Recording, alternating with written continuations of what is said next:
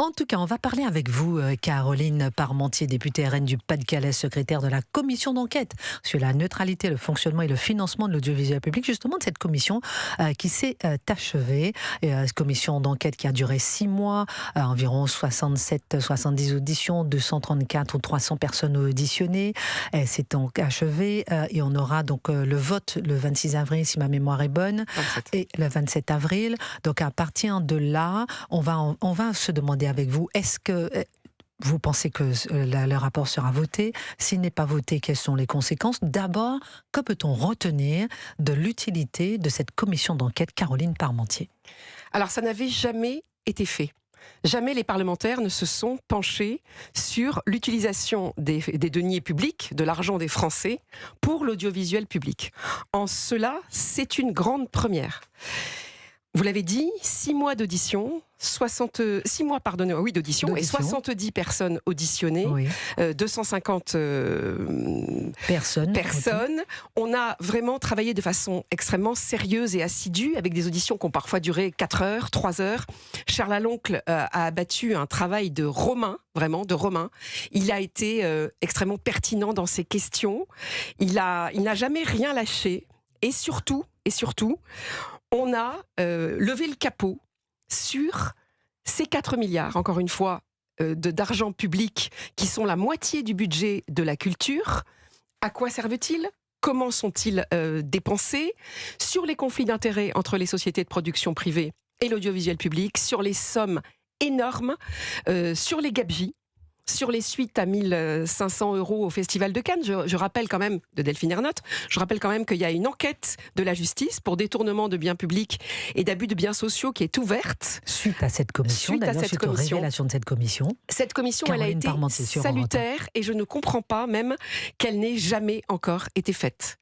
On va écouter Nagui qui s'en prend à Charles Aloncle, parce que c'est vrai qu'il y a eu beaucoup de tumulte, beaucoup de tensions, beaucoup de critiques autour de cette commission. Rappelons quand même qu'il n'y a plus de majorité à l'Assemblée nationale. Et on a l'impression qu'il ne reste que les commissions d'enquête comme objet, comme travail pour les députés, puisque on voit plus de textes vraiment passer, on voit qu'il n'y a plus de majorité, on a envie de mettre un texte, mais on sait que ça va peut-être pas forcément passer. Et du coup, les commissions d'enquête ressortent ainsi et font le centre effectivement de l'activité de l'Assemblée nationale.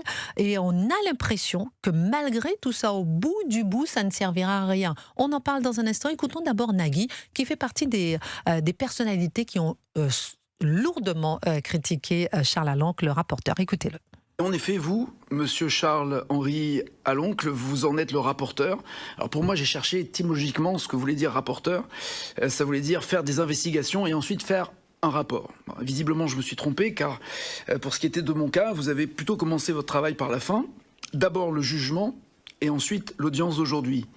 J'en ai pour preuve, et Monsieur le Président, vous l'avez rappelé, mi-décembre, donc 2 semaines après les premières auditions de cette commission, dans une interview donnée au site Incorrectible, je précise Incorrectible, j'articule bien parce que le mot n'est pas français, j'aime beaucoup la langue française.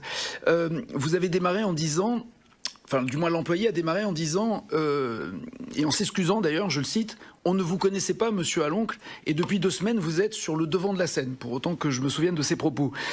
Ben, vous êtes ravi, vous souriez, vous dites même, je vous cite, « Nous allons recevoir Léa Salamé, Élise Lucet, Xavier Niel et Nagui, bref, un beau panel ». Vous dites ne pas vouloir transformer cette commission en scène politique et vous précisez vouloir faire les choses dans l'ordre.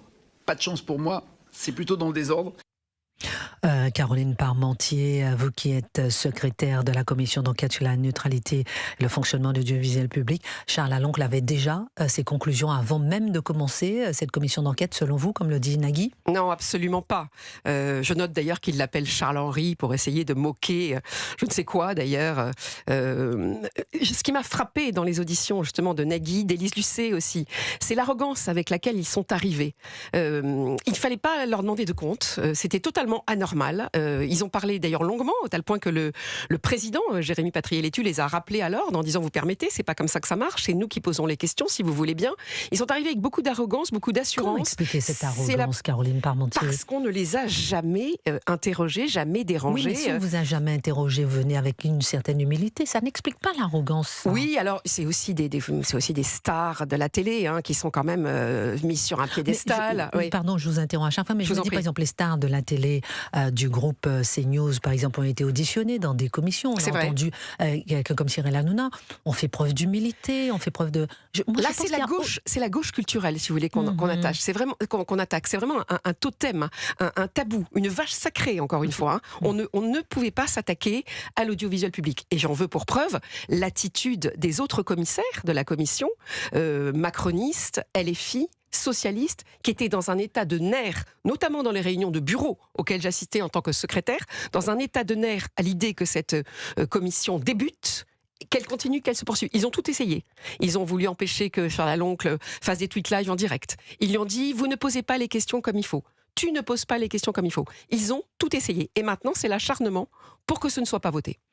On a tout essayé. Et Caroline Parmentier, députée RN du Pas-de-Calais, Gabrielle Cluzel, qu'est-ce que vous retenez de cette commission d'enquête? Ce qui me terrifie, parce que de fait, cette commission a levé des lièvres incroyables. Et en tant qu'actionnaire, finalement, parce que nous sommes tous co-actionnaires, les Français que nous sommes, les contribuables que nous sommes, du service public, c'était vraiment extrêmement intéressant de voir tout ça un peu enfin déballé au grand jour. Enfin, c'est la moindre des choses, j'ai envie de dire. Ça a été très suivi, d'ailleurs. Ce qui est très surprenant, c'est que ça n'ait pas été fait avant.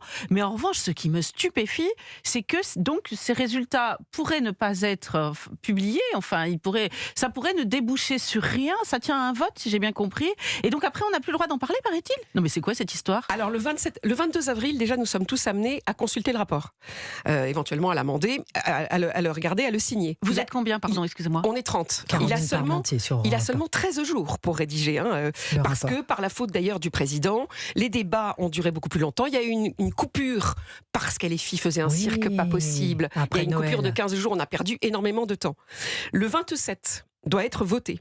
Ce rapport. Non, après les vacances, c'est plus. Uniquement par les commissaires. Si le rapport n'est pas voté, tout disparaîtra.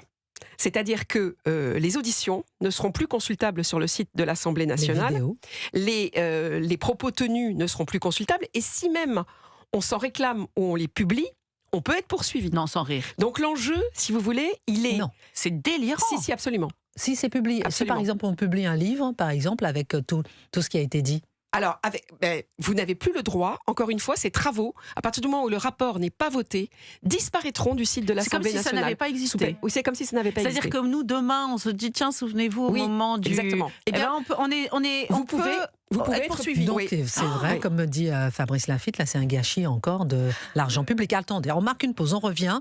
On va se poser la question effectivement, est-ce que c'est un gâchis là aussi de l'argent public? Tout ça pour ça? Tout ça de temps passé pourquoi? On se posera à la question, on marque une pause, on revient. Puis moi j'ai une petite idée quand même sur l'arrogance. Je vais vous donner mon avis. On marque une pause, on revient. Non mais c'est vrai, j'ai une toute petite idée. On marque une pause, on revient. On parle dans un instant aussi du racisme anti-blanc. Michael qui nous appelle d'Île-de-France sur cette commission sur l'audiovisuel public. Nous sommes dans le studio en train d'en parler avec Caroline Parmentier, députée RN du Pas-de-Calais, secrétaire de la commission d'enquête sur la neutralité, le fonctionnement et le financement de l'audiovisuel public. Caroline Parmentier, moi je ne sais pas. La question que je me pose, c'est une question, je ne sais pas. Vous parliez tout à l'heure d'arrogance des membres de l'audiovisuel public qui étaient auditionnés. Moi, j'ai l'impression qu'au-delà de ce qu'on disait tout à l'heure, c'est peut-être un certain sentiment d'impunité. Un certain sentiment d'impunité, pourquoi? Parce que le président de l'ARCOM a travaillé à France Télévisions entre 2010 et 2014. Parce que le président de l'ARCOM a travaillé à Radio France. Il a été directeur général adjoint. À France Télévisions, il a été directeur général, il a été secrétaire général. Pourquoi? Parce que l'ARCOM a nommé 5 personnalités au conseil d'administration de France Télévisions. Pourquoi? Parce que l'ARCOM a nommé 4 personnalités au conseil d'administration de Radio France. Et pourquoi? Parce qu'aucune sanction financière n'a jamais été prononcée contre aucun média de Radio France ou de France Télévisions. C'est le président de l'ARCOM, même lui-même, qui le dit depuis au moins 15 ans. N'y a-t-il pas un sentiment d'impunité. Et c'est juste ce que vous dites, et pourtant c'est pas faute d'avoir saisi l'Arcom. Nous la saisissons d'ailleurs régulièrement, chaque fois qu'on a l'impression d'être injustement attaqué, le Rassemblement national, ce qui est assez fréquent d'ailleurs. Mais voyez-vous, si ce que vous dites est juste, je pense que quoi qu'il en soit, le mal est fait, le bien est fait concernant cette commission d'enquête. Les Français ne sont pas dupes, ils ont entendu, ils ont écouté, ça a été très suivi. Je peux vous dire que dans ma circonscription du Pas-de-Calais, alors qu'on ne me parle pas tout le temps de mes travaux parlementaires, on m'a beaucoup parlé à Béthune, à Lillers, à Bune, à Mont-Bernanchon, à Choc. On m'a beaucoup parlé de cette commission en disant « Tenez bon, on veut savoir, ces 4 milliards, c'est l'argent des Français, tenez bon, continuez comme ça ». Donc je pense qu'ils ont été décrédibilisés, vraiment. Et même et sur la question, bien sûr, aussi du pluralisme. Les Français le savent bien. On le voyait dans leurs nombreux commentaires. Après les auditions, ils savent très bien qu'il y a un énorme défaut de pluralisme et que l'audiovisuel public est partisan.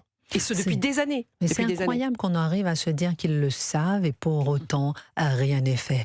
Bonjour Mickaël. Gabriel Cluzel, je vous donne la parole dans un instant. Mickaël, vous nous appelez d'Île-de-France. Qu'avez-vous appris? Est-ce que sur cette commission d'enquête sur l'audiovisuel public, est-ce que ça a apporté quelque chose aux Français? Bonjour à vous Christine, bonjour à vos invités.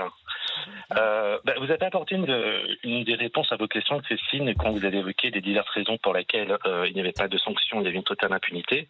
Et Madame la députée a totalement raison, les Français ne sont pas dupes. Alors ce qui a apporté pour moi, et je pense pour un certain nombre de personnes, à défaut peut-être de réponse, ça nous a apporté un éclairage sur ce qu'il se passe à France Télévisions.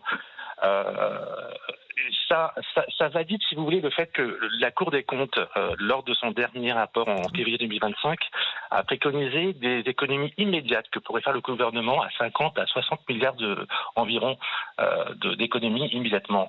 Alors, moi, quand je vois ce qui se passe à France Télévisions, je me dis qu'est-ce qui se passe dans les agences où l'État, le gouvernement met ses fonctionnaires et qui va mettre encore plus ses fonctionnaires avant le départ de M. Macron dans des agences qui ne servent à rien, dans des agences où il y a des doublons. La Cour des comptes, par exemple. Exactement, et la Cour des comptes. Alors si la Cour des comptes, on n'écoute pas ses rapports, faut la fermer et ça fera aussi des économies. Oui, donc je pense que vraiment les députés sont gênés aux entournures. On l'a vu durant cette période.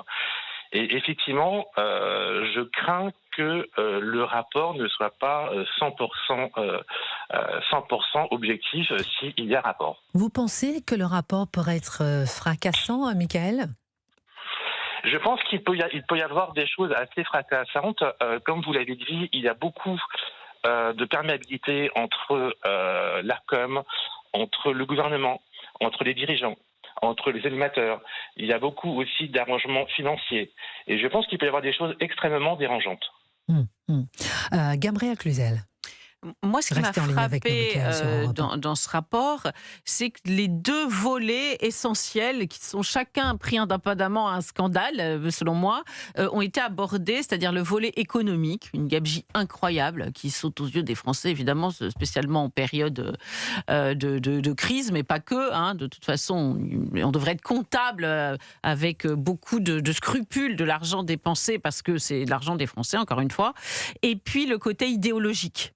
Il y a les deux ensemble, qui d'ailleurs devraient être antinomiques, parce que moi je croyais que quand on était de gauche, on s'intéressait on était charitable et aux pauvres gens, voilà. Oui. Donc c'est un peu curieux, ça doit être ce qu'on appelait jadis la gauche caviar, voilà, comme quoi elle existe encore. Mais donc ces deux volets ont été abordés, donc ça je trouve ça extrêmement intéressant. Et puis aussi, et ça rejoint peut-être votre réflexion sur ce que vous entendez dans votre circonscription, je crois qu'il y a beaucoup de Français qui se disaient: bah ouais, le service public, France Inter, c'est complètement de gauche, voire d'extrême gauche, disons-le franchement, mais c'est comme ça, on peut rien y faire. Sans arrêt, on écoute France Inter, les humoristes nous tapent sur la tête, mais c'est comme ça. Avec un côté, si vous voulez, d'intériorisation de la défaite, bah oui, il n'y a rien à y faire, le système est verrouillé. Donc, d'une certaine façon, en écoutant, c'est pour ça que je pense que ça a été très suivi, les Français se sont sentis un peu vengés. Ouais, et dernier point sur l'arrogance, moi je crois qu'ils se sont tirés une balle dans le pied. Parce que quand, comme Madame Ernotte, on vous dit, bah écoutez, ça a été géré avec le pied gauche, votre affaire, hein, il faut le dire. Bah si vous êtes dans l'humilité, que vous dites, ah, je suis désolé, c'est vrai que voilà, j'ai conscience que, je sais pas, dans le média culpa, comme on dit, Oui. eh bien, les gens ont tendance à peut-être à être plus enclins à la bienveillance. Mais là, cette arrogance absolument atroce. Et donc, si vous voulez, ça a rajouté, si j'ose dire, une pierre dans leur jardin. Michael, je vous fais écouter Xavier Niel qui s'en prend à Charles Laloncle et dénonce le prix que le député coûte aux finances. Et je vous fais réagir Michael et aussi Caroline Parmentier. Écoutez. Vous coûtez 11 000 € par mois aux Français. Vos collaborateurs coûtent 17 000 € par mois français. La dotation de fonctionnement parlementaire coûte 7 000 € par mois. Vous arrivez à 35 000 €. Puissent les salaires, il y a 30 membres dans cette commission. Monsieur Niel, je pense que là, on sort un peu du périmètre de la commission. Non, on ne sort pas du périmètre, vous allez voir, laissez-moi atterrir, s'il vous plaît. Non, mais laissez-moi atterrir. Monsieur Niel, vous me laissez 10 minutes, j'en suis à 4 minutes 30 et j'arrive pas à parler. Niel, je vous laisse parler, j'ai essayé de modérer les échanges un peu vigoureux, ce qui n'est pas toujours évident. Michael, comment vous réagissez à cela, à cette interpellation de Xavier Niel au député Charles Laloncle?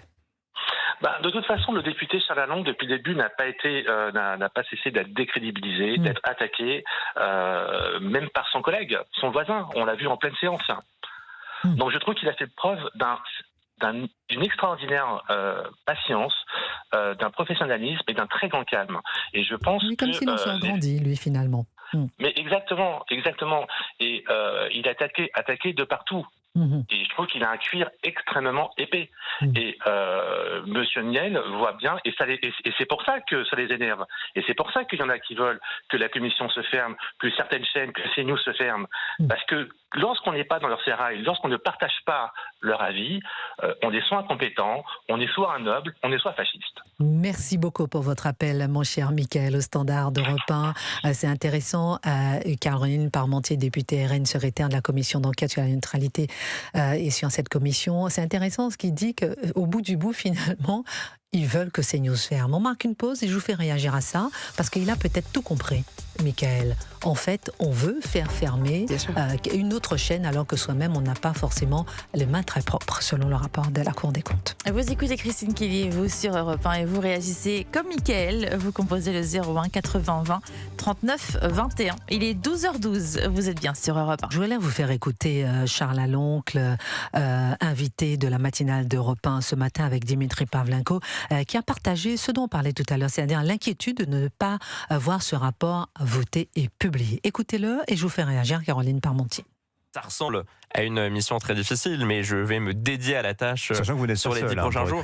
Alors, effectivement, j'ai l'aide de 2 administrateurs et j'ai mes collaborateurs, donc ça va être tout l'objet de ces prochains jours. Et ensuite, vous l'avez rappelé, c'est particulièrement important, si ce rapport n'est pas adopté, c'est pas simplement la publication du rapport qui n'est pas permise, c'est l'ensemble des travaux de la commission d'enquête qui tombent instantanément. Donc toutes les vidéos des auditions, tous les comptes rendus des auditions doivent disparaître instantanément des sites de l'Assemblée nationale. Et si vous récupérez des éléments qui ont été révélés dans le cadre des auditions de cette commission d'enquête, il y en a eu beaucoup, il y en a eu près de 70, vous êtes passible de poursuites pénales. Donc on voit que tout l'acharnement dont je fais l'objet en ce moment, de la presse subventionnée, des médias publics, des médias qui appartiennent à messieurs Niel et messieurs Pigas, qui sont actionnaires et fondateurs de la première société de production à bénéficier des contrats avec France Télévisions. Tout cet acharnement qu'on entend aujourd'hui, je crois, sont là pour créer un terreau fertile et donner les conditions et les arguments nécessaires pour voter contre la publication du rapport.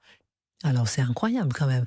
Il semblerait que la gauche se serait mise d'accord pour voter contre la publication de ce rapport, Caroline Parmentier. Mais depuis le début, la gauche, LFI et socialistes, mettent, notamment Sophie Taillé-Polian, mettent des bâtons dans les roues de cette commission d'enquête systématiquement, y compris aux réunions de bureau. Ce qu'ils veulent, eux, c'est fermer C8 et CNews. C'est ça qui les intéresse.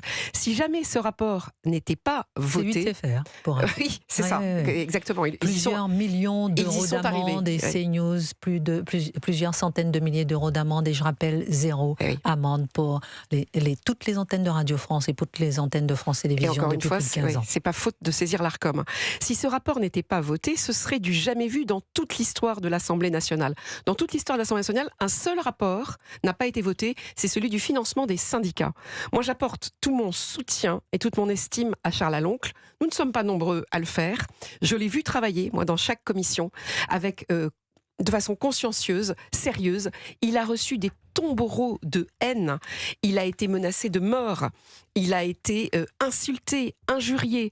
Les députés, encore une fois de gauche, ont tout fait pour essayer, alors que eux, dans leur commission à eux, avaient vraiment été en roue libre, la commission Bétaram, la commission Benalla, voilà. Mais là, vraiment, encore une fois, ce rapport doit être publié. Alors, Caroline Parmentier, restez encore un peu avec nous, puisqu'on a des appels au standard d'Europe. On va les prendre avant de parler du racisme dans un instant. D'abord, Anthony, vous nous appelez de Bordeaux. Quel regard vous portez-vous sur cette commission d'enquête qui s'est terminée? Qu'est-ce que vous avez appris? Est-ce que vous êtes choqué, satisfait, interpellé? Vous restez sur votre faim? Anthony, dites-nous tout. Alors déjà, bonjour à vous. Bonjour. Alors déjà, moi...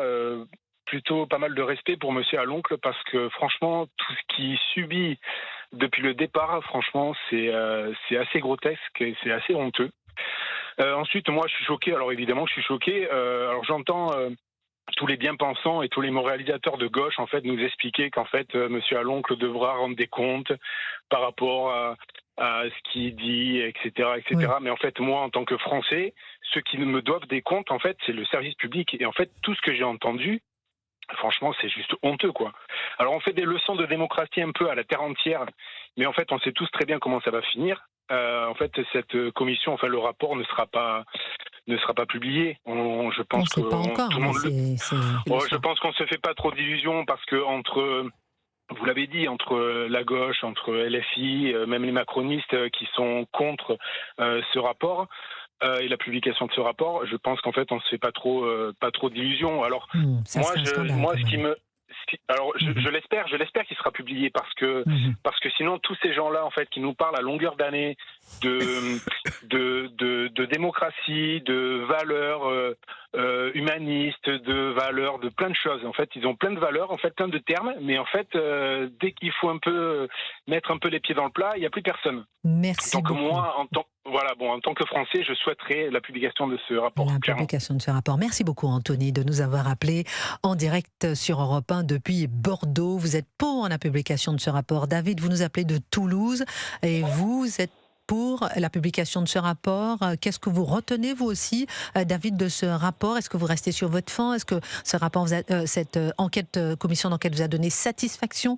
Qu'en pensez-vous, David, qui nous appelait de Toulouse? Alors, je pense que malheureusement, le rapport risque fort de ne pas sortir. Incroyable. Tout le monde s'intéresse, en fait. En revanche, j'ai un respect énorme pour Charles Aloncle. Le travail qu'il a fait, c'est monumental. Sur les deux volets, tout a été démontré. La gabegie et le côté économique. Idéologique et économique. Voilà, et idéologiquement, je suis particulièrement déçu du président Patriélétus, qui n'a cessé de mettre des bâtons dans les roues et qui était complètement en protection de tous ceux qui, avec les preuves de malversation, il n'a cessé de mettre des bâtons dans les roues. Et ce pauvre Charles Aloncle, j'espère vraiment que sur les bonnes radios et les bonnes chaînes de télé, les Français seront nombreux à vous écouter, parce que j'ai peur qu'après, ce soit dissimulé, que le rapport ne sorte pas. Mais on le sait aujourd'hui, voilà, il y a une voix, c'est puissant, ils sont dans l'autoprotection tous. Delphine Ernolt, c'est des gabegies, ils reconnaissent rien, et en plus ils sont très prétentieux alors qu'ils sont pris la main dans le sac, c'est insupportable. Merci beaucoup, David, pour votre regard sur l'arrogance, sur l'idéologie, sur la gabegie financière. Merci de nous avoir appelés de Toulouse. Merci beaucoup, Caroline Parmentier. Merci, à vous aussi d'avoir été en direct sur Europe 1, députée RN du Pas-de-Calais, secrétaire de la commission d'enquête sur la neutralité, le fonctionnement et le financement de l'audiovisuel public. On suivra tout ça avec attention.